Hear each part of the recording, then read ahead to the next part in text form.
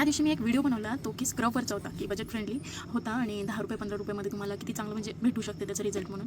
आणि असे पण काही गिराईक असतात की ज्यांनी मास्क पण वापरतात पण त्यांना माहितीच नसतं की कुठला मास्क कसा वापरायचा ते. तर आज मी तुम्हाला ते पण सांगणार आहे की मास्क कुठला वापरायचा म्हणून. आणि खूप जणांनी मला स्पेशली डीएम पण केले, पुन्हा झालं तर कमेंटमध्ये पण विचारलं, खूप जणांनी शेअर पण केलं आणि माझे व्हिडिओ तुम्हाला बघायला आवडू लागले की खूप जण असं पण म्हणतात खूप छान माहिती सांगायला लागले, अशी सांगत राहा मॅडम म्हणून. चला तर आज मी तुम्हाला मास्कबद्दल सांगणार आहे. सो ही रील जेव्हा तुम्ही करणार का म्हणजे मास्क वापरणार का तेव्हा तुमच्या लक्षात येईल की कुठला मास्क आपल्यासाठी बेस्ट आहे म्हणून. तर सेव्ह करायला विसरू नका.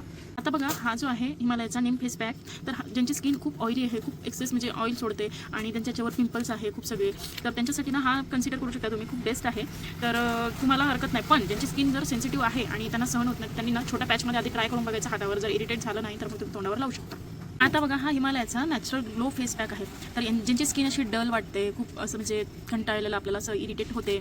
आता हा जो आहे हिमालयाचा नॅचरल ग्लो फेस पॅक, तो जो आहे ज्यांची स्किन खूप अशी टायर्ड डल दिसते ना त्यांच्यासाठी बेस्ट ऑप्शन नाही म्हणता येईल, पण तुम्ही हा कन्सिडर करू शकता की ज्यांचं नुसतं फोकस असं ग्लोवर असतं, त्यांना असं वाटतं की आपल्या चेहऱ्यावर ग्लो आला पाहिजे, तर हे नॉर्मल टू कॉम्बिनेशन स्किनसाठी हा बेस्ट आहे. ओके.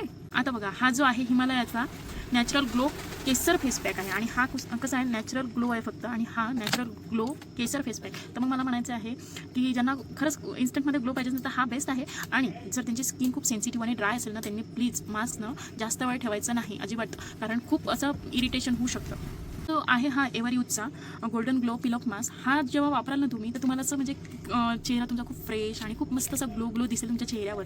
तर हा पण खूप छान आहे, एक बेस्ट ऑप्शन आहे, बघू शकता तुम्ही. पण ज्यांची खरंच मी म्हणते ड्राय आणि सेन्सिटिव्ह, बघा हा जो आहे शेवटचा option ever youth natural golden glow face pack. तर हा मला म्हणायचं आहे की तुम्ही जेव्हा लावाल ना तुम्हाला अशी स्किन खूप क्लीन आणि एकदम फेस असा ग्लो दिसेल तुमच्या याच्यावर. पण ज्यांची सेन्सिटिव्ह आणि ड्राय स्किन आहे, मी सतत परत सांगते की ज्यांची सेन्सिटिव्ह आणि ड्राय स्किन आहे त्यांनी ना प्लीज पिल मास्क काढताना किंवा कुठलाही मास्क काढताना ना होऊ काढायचा, इरिटेशन होऊ शकतं. आणि कुठलाही मास्क लावल्यावर ना तुम्ही चेहऱ्याला मॉइश्चरायझर लावायला विसरू नका.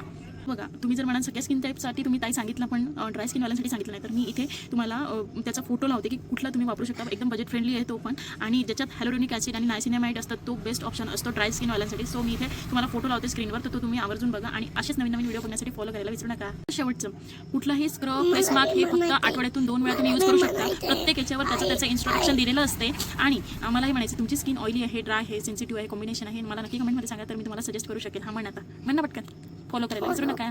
फॉलो करायचा विसरू नका. आवर्जून फॉलो करा. आवर्जून फॉलो करा.